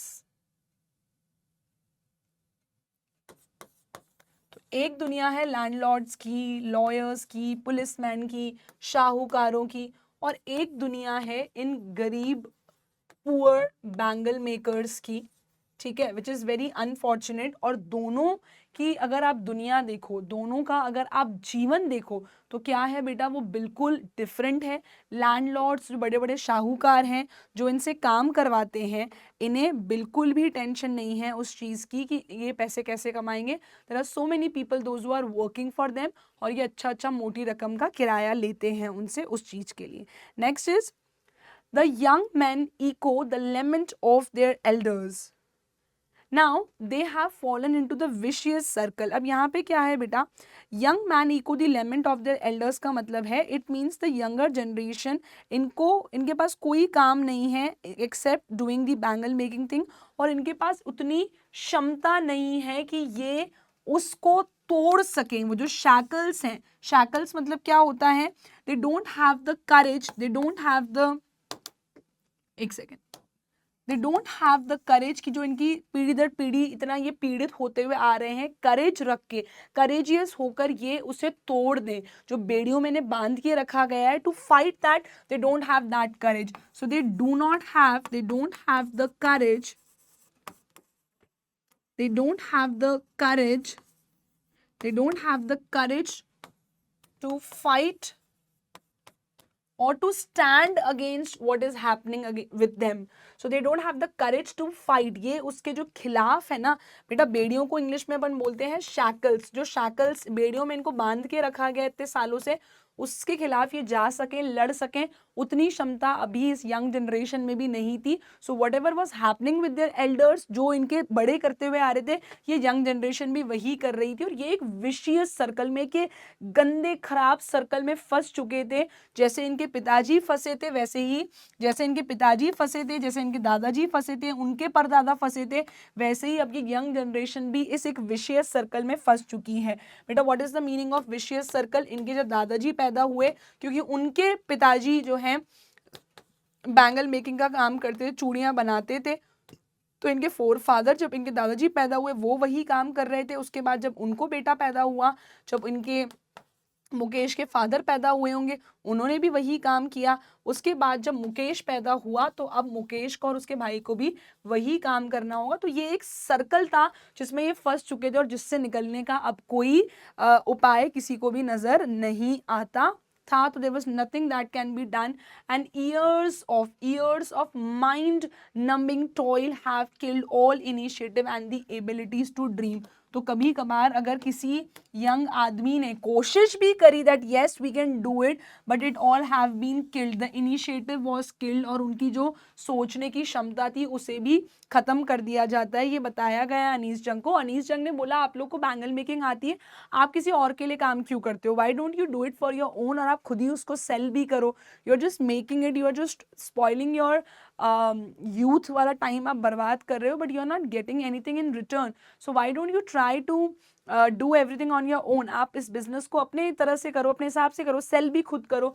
तब उन्हें बताया जाता है कि अगर हम लैंडलॉर्ड्स, शाहूकार, लॉयर्स, पुलिसमैन के इस वर्ल्ड के अगेंस्ट गए, अपने हिसाब से अगर चीज़ों को करने की कोशिश करेंगे, so nobody is gonna leave us, कोई भी हमें छोड़ने नहीं वाला है। इनफैक्ट मैम ये लोग हमें किसी भी गलत काम में फंसा फुसू के जेल में डाल देंगे कि हमने ये गलत किया है, हमने वो गलत किया है, जैसे कि हम ही कुछ इलीगल कर रहे हो। इतने सालों से एक्चुअली जो हो रहा है वो इलीगल है, लेकिन हमारे पास इतनी क्षमता नहीं है कि हम इन बड़े लोगों के खिलाफ जा सकें। We don't have the courage and we won't be, हमारे पास कोई राइट्स नहीं है, कुछ नहीं है कि हम इनके खिलाफ जा पाए। अगर हम जाएंगे भी तो ये उठा के हमें और जेल में डाल देंगे। So now that is the reason they are unwilling, इसीलिए इन बेचारे लोगों की इच्छा ही नहीं है to get organise into a cooperative, यानी कि ये खुद का प्रॉपर जो है बिजनेस करने लगे, खुद ही उसके मालिक बने, अपनी चीज़ें खुद से चलाएं। इसीलिए इनके ये करने का मन ही नहीं है। ये शाहूकारों के, बड़े बड़े लैंडलॉर्ड्स के, बड़े बड़े जो मालिक हैं, इनके अगेंस्ट जाने की इनकी ना ही क्षमता है ना ही इच्छा है, क्योंकि इन्हें पता है इन्हें उठा के ये लोग जेल में डाल देंगे। दे फियर, इन्हें क्या डर लगता है? That they will be hold up by the police, इन्हें लेफ्ट एंड राइट मारा जाएगा, पीटा जाएगा, they will be beaten and they will be dragged, खींच खींच के हमें जेलों में डाला जाएगा। और ये कहा जाएगा कि हमने ही कुछ इलीगल किया है and there is no leader among them. और वो अनीस जंग को बताते हैं कि मैम हमारे बीच में कोई लीडर भी नहीं है जो इस चीज़ को लीड कर सके, इस मोर्चे को, इस मुद्दे को आगे तक ले जा सके। So we don't have anyone and no one helps them to see things differently. और वहाँ पे कोई नहीं है जो उन्हें गाइड कर सके, इस कास्ट को, इस कम्युनिटी को मोटिवेट कर सके कि अगर आप चाहो, when there is a will there is a way, जहाँ चाह है वहाँ राह है। लेकिन उन लोगों को ये समझाए कौन? कोई पढ़ा लिखा व्यक्ति हो जो उनकी मदद करना चाहता हो, जो रेडी हो सिस्टम से लड़ने के लिए कि they are not doing something illegal, dude you guys are wrong, क्योंकि आप पे चाइल्ड लेबर एक्ट लग सकता है, आप छोटे बच्चों से काम नहीं करवा सकते हो। इतना सब लड़ने के लिए कोई पढ़ा लिखा करेजियस व्यक्ति चाहिए। तो वो बोलते हैं हमारे पास ऐसा कोई नहीं है जो हमें मोटिवेट कर सके, इंस्पायर कर सके, ये समझा सके कि जिससे हम चीज़ों को अलग तरीके से देखें। So we don't have anybody for that and all of them, all the generations, they look tired कि हम में कोई हिम्मत और क्षमता नहीं है लड़ने की। And they talk of poverty. वो किस बारे में बात करते हैं? सभी लोग पावर्टी के बारे में बात करते हैं बेटा। दे टॉक अबाउट अपाथी, है ना, they talk about grid and they talk about injustice. तो यहाँ के जो लोग हैं बेटा ये किस बारे में बात करते हैं? Please pay attention, I am here only. Poverty की बात करते हैं बेटा, गरीबी की बात करते हैं। दे टॉक अबाउट इनजस्टिस, जो इनके साथ अत्याचार हो रहे हैं, जो गलत हो रहा है, उसके बारे में बात करते हैं। They talk about apathy. Apathy का मतलब होता है जब आप किसी चीज़ में इंटरेस्टेड ही ना हो, उसके बारे में बात करते हैं। ग्रीड के बारे में कि ये लैंडलॉर्ड साहूकार कितने ग्रीडी, कितने लालची लोग हैं, तो सिर्फ इसी बारे में वहाँ पे बात होती है। फर्स्ट इज पावर्टी, गरीबी के बारे में। Apathy is when you are not at all interested, not being interested, इन लोगों में कोई एनर्जी, कोई एंथुजियाज्म, कोई एक्साइटमेंट नहीं बचा है, दैट इज एपैथी। ग्रीड, लालच की बात करते हैं और इनके साथ कितना अत्याचार, कितना गलत हो रहा है। Injustice, something which is not fair, तो इनके साथ जो हो रहा है वो बिल्कुल भी फेयर, बिल्कुल भी ठीक नहीं है। ओके अब बेटा हमने जब दोनों चैप्टर्स पढ़े तो उसमें आपको एक चीज क्लियर हो गई होगी that there are two distinct worlds. दो मैंने आपको अलग अलग कहानियां बताई, दोनों ही द लॉस्ट स्प्रिंग के ही पार्ट हैं, पार्ट 1 पार्ट 2। साहिब आलम और मुकेश की कहानी यहाँ पे कंप्लीट होती है। So there are two distinct worlds which are visible. ठीक है, दो आपको डिस्टिंक्ट वर्ल्ड्स दिखे होंगे यहाँ पे। ठीक है, तो एक क्या है, एक सेकेंड, तो वन फर्स्ट वर्ल्ड की बात करते हैं। One is families caught in poverty and they are burdened with. ठीक है, अभी चैप्टर बचा हुआ है, अभी चैप्टर कंप्लीट नहीं हुआ है। टू डिफरेंट वर्ल्ड्स, यहाँ पे साहिब और मुकेश की बात नहीं हो रही है। टू डिस्टिंक्ट वर्ल्ड्स कौन से, फटाफट समझते हैं। टू डिस्टिंक्ट वर्ल्ड्स हैं। एक वर्ल्ड किसका है? फर्स्ट वर्ल्ड इज इनका, लैंडलॉर्ड्स का, और दूसरा ये बेचारे बैंगल मेकर्स का। तो अभी चैप्टर चल रहा है। So first there are two distinct worlds, दो अलग अलग दुनिया है, आपने अभी इस चैप्टर के अंदर देखी। सो टू डिस्टिंक्ट वर्ल्ड्स क्या है? Two distinct worlds are there. तो पहला किसका है? One, we are talking about the families जो पॉवर्टी में, गरीबी में इतने सालों से फंसी हुई हैं एंड दे आर बर्डन, उन पे थोपा जा रहा है स्टिग्मा ऑफ योर कास्ट, यानी कि तुम इस कास्ट में बिलोंग करते हो, इस कास्ट में बॉर्न हो, तुम्हारा काम सिर्फ क्या है, you are born in a caste जहाँ पे आपको सिर्फ और सिर्फ आप बैंगल मेकिंग ही कर सकते हो और कुछ नहीं कर सकते। और जो दूसरा वर्ल्ड है, दूसरी दुनिया है, that is a vicious circle of money lenders, जो लोगों को ब्याज पे, बड़ी बड़ी इंटरेस्ट रेट पे पैसा उधार देते हैं। Then we have middle man, जो मीडिएटर वाला काम करते हैं। Police man, keepers of law, जो लॉयर्स हो गए, बड़े बड़े जजेस हो गए, पॉलिटिशियंस हो गए, इनकी दुनिया है जहाँ पे इनके पास इतना पैसा है। एंड इन सब लोगों ने मिलके टुगेदर दे हैव इम्पोज्ड, इन सब लोगों ने मिलके दे हैव इम्पोज्ड यानी कि थोपा है the baggage, the responsibilities on a child that he can not put it down. तो ये वर्ल्ड वन वाले जो लोग हैं, जो लॉयर्स हैं, बड़े बड़े शाहूकार हैं, मनी लेंडर्स हैं, इन्होंने इस कास्ट के सभी लोगों के ऊपर ये बैगेज, ये रिस्पॉन्सिबिलिटी थोपी है। Baggage is like something which is too much to handle. A lot of responsibilities have been given to these young children और ये इन्हें accept करनी ही पड़ती है। He accepts it naturally as his father, जैसे उनके पिताजी ने अपने दादाजी से, अपने पिताजी से ये लिया कि हाँ भाई मैं इस कास्ट में पैदा हुआ हूँ तो मुझे यही काम करना है, उस तरीके से ये यंग बच्चे भी उसे एक्सेप्ट कर रहे हैं। And to To do anything else would mean to dare, and daring is not a part of his growing up. अगर कोई बच्चा सोचे कि मुझे अपने पिता की तरह नहीं बनना है, मुझे ये बैंगल मेकिंग का काम नहीं करना है, I want to be an engineer, I want to be a doctor, I want to be a motor mechanic, I want to be a pilot, जो भी वो बनना चाहता हो उसके लिए उसे डेयर करना पड़ेगा, उसे हिम्मत करनी पड़ेगी. और यहाँ पर इन लोगों के लिए daring was not a part of it. कोई इंसान वहाँ पे करेज, साहस दिखा ही नहीं सकता है, डेयर कर ही नहीं सकता है. That means that person can't be courageous. ठीक है, आपको डेयर करना पड़ेगा, करेज दिखाना पड़ेगा, and that was not a part of his growing up. किसी भी इंसान को हिम्मत करना सिखाई ही नहीं जाती थी फिरोजाबाद में, specially if they were born in a family where their work was to make these bangles. तो यहाँ पे ऑथर जो है, she is cheered, she is happy. And why she is happy, इतना बुरा बुरा सुनने के बाद भी why she is feeling happy, क्योंकि जहाँ पे बेटा एक स्टिग्मा चला आ रहा है कि आप इस कास्ट में पैदा हुए तो आपको यही काम करना होगा, वहाँ पे भी मुकेश क्या ड्रीम करता है, Mukesh dreams of a motor mechanic. He is not interested in bangle making. तो ये देख के अनीस जंग को, ऑथर को बहुत खुशी होती है that finally when nobody has the courage to dare, there is somebody, this little child, this young boy has the courage and he wants to be his own master. वो किसी की गुलामी नहीं करना चाहता, he doesn't want to work under somebody and he wants to be a motor mechanic. So on this note we have completed our part 1 and part 2, but that's not all. अभी आपके NCERT के questions बाकी हैं, तो जल्दी से complete करते हैं अपने NCERT के क्वेश्चन. तो मैं आपको सारे क्वेश्चंस कराने वाली हूँ बेटा. First question is on your screen. What is Saheb looking for in the garbage dumps? Part 1 और पार्ट 2 के सभी क्वेश्चंस कराऊंगी. Where is he and where has he come from? तो साहिब जो है वो कूड़ेदान में क्या ढूंढ रहा है? What is he looking for?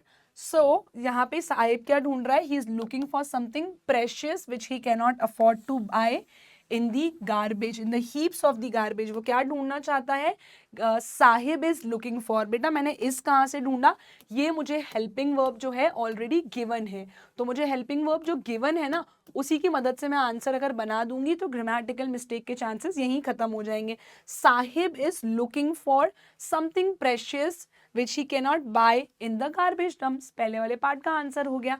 और ये क्या ढूंढ रहा है? कौन सी प्रेशियस चीजें होती हैं इसके लिए? वो चाहता है कि उसे 1 रुपये या 10 रुपये नोट मिल जाए, कोई सिल्वर कॉइन मिल जाए, या may be a pair of shoes, क्योंकि ये बेचारा बच्चा पूरे टाइम बेयर फुट यानी कि नंगे पैर घूमता है. Where is he and where has he come from? ये कहाँ रहता है? He has come to the garbage dump in the writers या फिर नैरेटर के जो नेबरहुड में है. ये रहता कहाँ है ये बच्चा? He lives in Seemapuri in Delhi. और ये आया कहाँ से है? He has come from Dhaka in Bangladesh. इन सभी की फैमिलीज 1971 में इंडिया मूव कर गई थी एज अ रेफ्यूजी, क्योंकि ढाका में सारी चीज़ें बांग्लादेश में नेचुरल कैलमिटी के कारण सब कुछ तहस नहस हो गया था. What explanations does the author offer for the children not wearing footwear? क्या चीज ऑथर ने बताई थी कि चिल्ड्रन जो है, वहां के जो बच्चे हैं, वो नंगे पैर क्यों घूमते थे? सो द ऑथर सेज, मैंने सेज क्यों लिखा है मैं आपको एक्सप्लेन करती हूँ. डज, डू और डज दोनों हेल्पिंग वर्ब आती हैं बेटा. They are V1. ये तब इस्तेमाल होती है जब कोई भी सवाल आपसे सिंपल प्रेजेंट टेंस में पूछा गया है. सिंपल प्रेजेंट टेंस में पूछा गया है तो मैं आंसर में V1 ही यूज करूंगी. ठीक है, तो V1 क्या होता है? से एंड सेज, ये दोनों V1 होते हैं. सेकेंड फॉर्म होता है सेड और थर्ड फॉर्म भी होता है सेड. तो जिन्हें भी आंसर राइटिंग में प्रॉब्लम आती है, मैं आप लोगों की यहाँ पर भी हेल्प करूंगी. से एंड सेज दोनों V1 है. This is V2, this is V3. Question simple present में है, इसलिए मेरा आंसर भी क्या होगा? द ऑथर सेज, वर्ब की फर्स्ट फॉर्म. ठीक है, the author says that they do not wear footwear, क्योंकि वहां पे ऐसा माना जाता है because it is a tradition in their families to remain barefoot.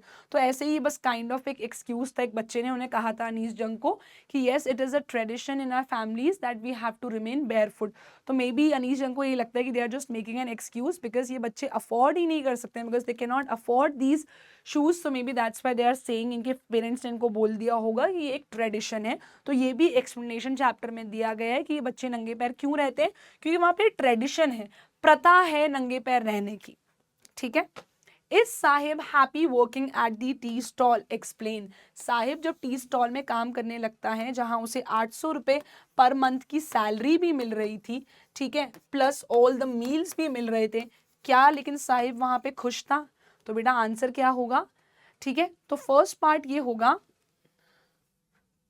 ठीक है। मैं आपको दोनों आंसर्स बता रही हूं, अगर आप लिखना चाहते हो that yes Sahib is happy, तो ये एक आंसर वो है। नो तो वो भी मैं आपको एक्सप्लेन करूंगी, ध्यान से सुनना। Is Sahib work happy working at the tea stall, अगर आप यस लिख रहे हो तो आपको एक्सप्लेन करना होगा yes Sahib is happy, yes sahib is happy that he has got work at the tea stall and he will also get 800 rupees plus he will every month and his meals too। तो ये तो मैंने आपको एक answer बताया। लेकिन अगर आप लिख रहे हो साहिब इज नॉट हैप्पी, तो आप कैसे एक्सप्लेन करोगे? Sahib is not working, Sahib is not happy, he is not happy working at the tea stall because, अगर आप नॉट हैप्पी लिख रहे हो तो Sahib is not happy, Sahib is not happy working at the tea stall, पूरा लिखेंगे आप, ठीक है, because now he is not his own master. अब वो अपना खुद का मास्टर नहीं रहा है, is working under somebody, because now he is not his own master and that care free look, जब उसके पास कोई काम नहीं था, वो बहुत टेंशन फ्री रहता था, and that care free look is gone from his face, ठीक है।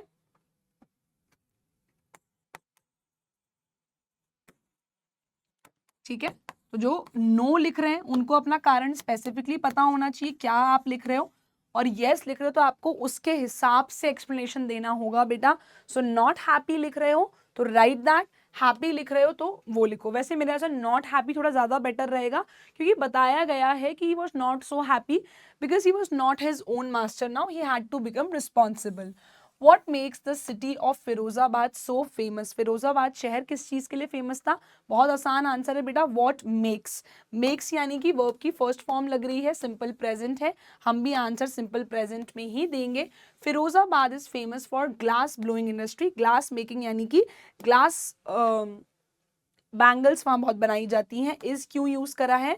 Because of simple present tense. Next is mention the hazards, क्या प्रॉब्लम होती है of working in the glass bangles industry? तो बेटा जो ग्लास मेकिंग इंडस्ट्रीज में काम करते हैं, सबसे बड़ा प्रॉब्लम जो वहां पे होता है that is they lose their eyesight at a very young age. So people who work in the glass bangle industry, they lose their eyesight at a very young age. So that is one of the hazards, one of the problems that people face, those who are working in glass making industry.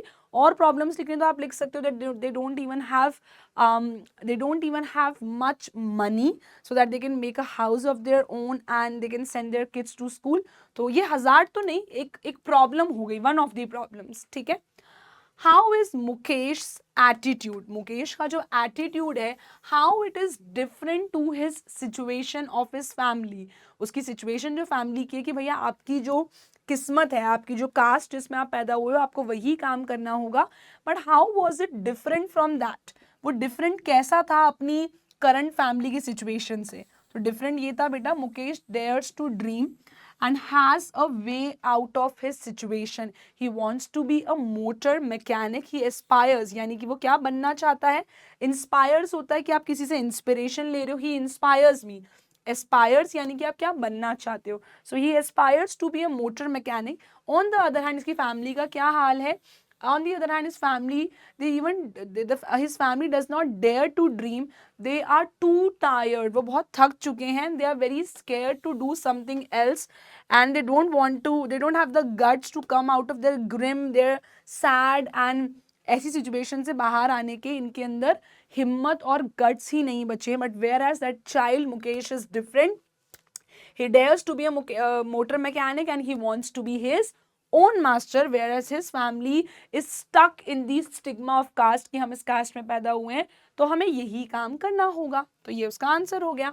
Next is what could be some of the reasons for the migration of people from villages to cities. ये अब एक in general question आपके NCERT में end में दिया हुआ है, in between भी करवा दिए मैंने सारे क्वेश्चंस, ये एंड में दिया हुआ है कि लोग क्यों माइग्रेट कर जाते हैं। जैसे वो लोग ढाका से इंडिया आए तो क्यों आए। So people migrate from villages to cities in search of better life, कि हमारा जो स्टैंडर्ड ऑफ लाइफ होगा, जो क्वालिटी ऑफ लाइफ होगा, that will be better as compare to villages, ठीक है। And they want to earn money. हो सकता है कि विलेज में उतना स्कोप ऑफ इनकम उस चीज़ का नहीं हो, काम ना मिल पा रहा हो उनको बड़े लेवल का। So to earn money, to have a good life and to give their children a better life in a better way, people move to cities, और सिटीज़ में ज़्यादा अपॉर्चुनिटी, ज़्यादा मौके मिलते हैं काम के। So that's why people migrate from villages to cities. इसके चांसेस कम हैं आने के, but it was there in your NCERT, तो मैंने आपको ये भी करवा दिया है, ठीक है। जो इन बिटवीन क्वेश्चन है बेटा वो ज़्यादा अच्छे थे, मैंने वो भी करवा दिए हैं। एंड वाले जो क्वेश्चन हैं एनसीईआरटी के लास्ट में दिए हुए हैं वो कुछ कुछ ठीक ठाक ही है। Would you agree that promises made to poor children are rarely kept? Why do you think this happens in the incidents narrated in the text?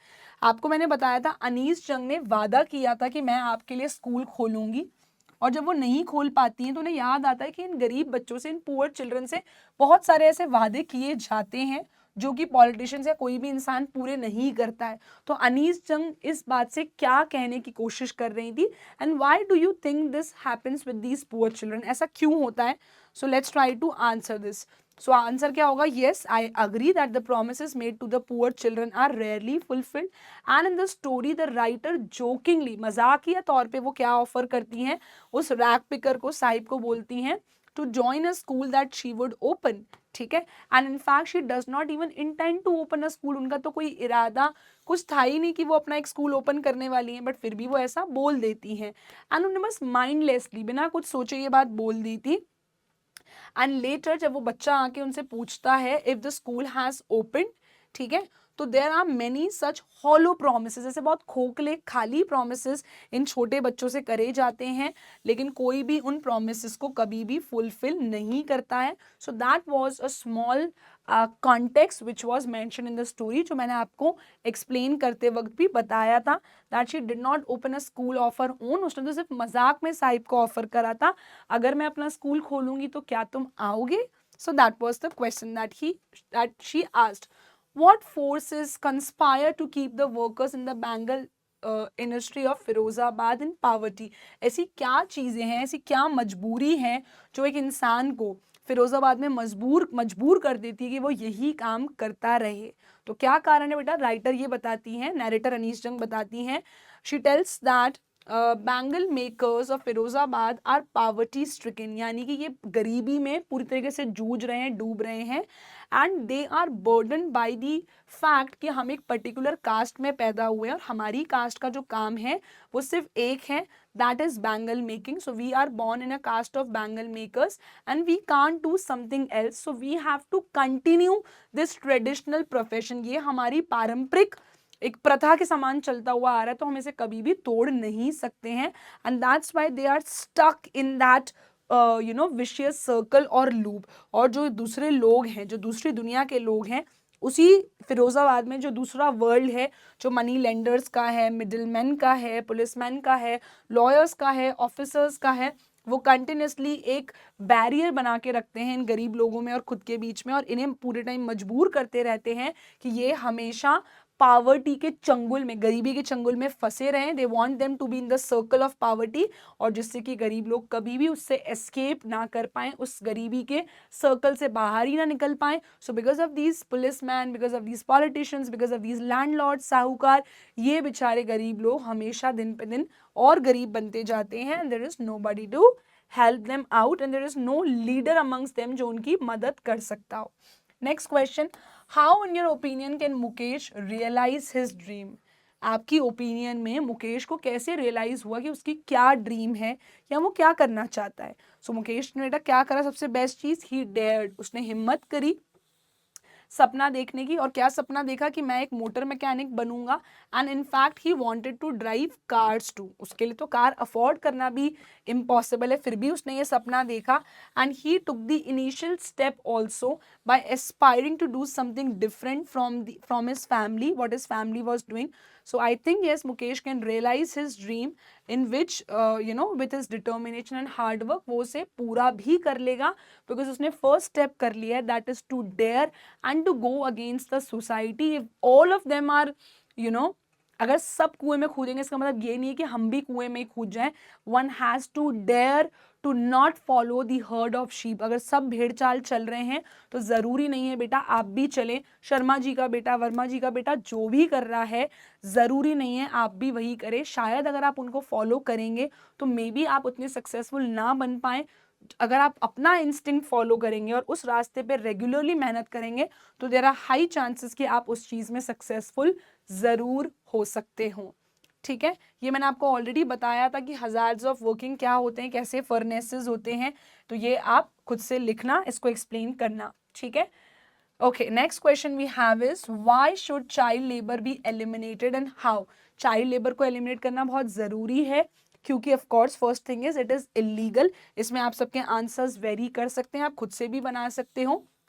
Forcing a child to work is a crime क्योंकि illegal है, 18 से पहले आप काम नहीं करा सकते. And in order to protect that we have to prevent exploitation. जो अत्याचार या जो गलत इस्तेमाल किया जा रहा है बच्चों को, उसे रोकना होगा. And still if they are forced to work, children they never will be able to enjoy their childhood. जो उनकी प्योर इनोसेंस है, जो टाइम है जब उन्हें प्रॉपर एजुकेशन मिलनी चाहिए जिससे वो अपनी फैमिली का और देश का दोनों का भविष्य बदल सकते हैं. अगर हम उसे इतने बच्चों को इतने खतरनाक हजार्डस कामों को करने के लिए, सॉरी हजार्डस काम्स नहीं, हजार्डस वर्क्स को करने के लिए अगर फोर्स करेंगे, so at a very young age we are spoiling their, destroying their futures. तो पेरेंट्स को भी इस चीज़ को बिल्कुल नज़रअंदाज यानी कि ओवरलुक नहीं करना चाहिए. They need money, that's true, because they are needy and poor people, but then we have to stop it, and the government should become proactive and they should take measures to check if somebody is trying to enforce child labor. और जो ये law है इसको और strictly बनाया तो गया, इसको और strictly follow करवाने की भी बहुत ज़्यादा आवश्यकता है. लॉन्ग आंसर टाइप क्वेश्चंस में इस तरह के क्वेश्चन आ सकते हैं. सो यहाँ पे मैंने आपको एक्सप्लेन कर दी है. So now your homework is, यहां पे मैं आपको दे रही हूं homework. Right the summary of Lost Spring chapter in your own words in your notebook. Write the summary of Lost Spring chapter in your own words in your notebook. So ये आपका homework है बेटा. Part 1 और part 2 Sahib Alam और मुकेश की कहानी के दोनों स्टोरीज के आपको समरी खुद से लिखनी है. I hope the chapter is clear to everyone. So that's all for today's lecture. Thank you so much my dear students of Divya Army. I hope आपको पार्ट 1 अनीस जंग ने जो दोनों कहानियां आपको सुनाई हैं साहिब आलम की, who was a rag picker who came from Dhaka, या जिनकी फैमिली आई थी ढाका से and they settled in India, उनके जैसे और कई लोग थे बेटा जो ऐसा जीवन जी रहे थे. And finally he joined a tea stall where he was not so happy because finally he was a very responsible person. He was no longer his own master. Next story was about Mukesh, जहाँ पे stigma of caste चला आ रहा था, जहाँ पे हर कोई सिर्फ bangle making कर रहा था क्योंकि वो उस पर्टिकुलर कास्ट में बॉर्न थे. But Mukesh was different because he dare to dream and he wanted to do something different. He wanted to be a motor mechanic. So I hope आपको लॉस्ट स्प्रिंग अच्छे से समझ में आया होगा. We have solved each and every question of NCERT. Have explain you both the parts. अगर आपको ये वीडियो अच्छा लगा, आपको ये चैप्टर समझ में आया, तो do let me know my Divya army in the comment section. Were you able to understand the chapter? So thank you so much. Divya ma'am is signing off. जय हिंद. That's all. Bye bye.